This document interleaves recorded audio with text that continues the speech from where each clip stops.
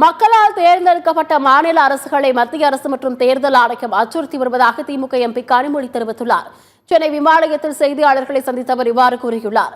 முக்கியமான மசோதாக்களை நாடாளுமன்றம் முடியும் இறுதி நாள் வரை காத்திருந்து கொண்டு வருவதை மத்திய அரசு வழக்கமாக கொண்டிருக்கிறது என்று விமர்சித்தார்.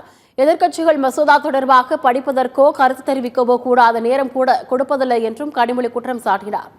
சில முக்கியமான மசோதாக்களை தொடர்ந்து பிஜேபி அரசு, ஒன்றிய அரசாங்கம் தொடர்ந்து இறுதி நாள் வரை காத்திருந்து கொண்டு வருவதை வழக்கமாக கொண்டிருக்கிறார்கள்.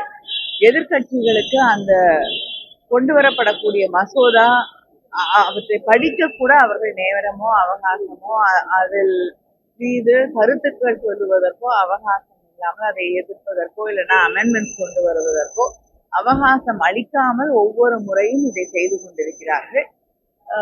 தொடர்ந்து அவர்கள் இந்த நாட்டின் ஜனநாயகத்தை, மக்களால் தேர்ந்தெடுக்கப்பட்டிருக்கக்கூடிய ஆட்சிகளை அச்சுறுத்துவதற்காகவே பல மசோதாக்களை நாடாளுமன்றத்திலே நிறைவேற்ற துடித்துக் கொண்டிருக்கிறார்கள் என்பதை மிக தெளிவாக பார்க்க முடிகிறது.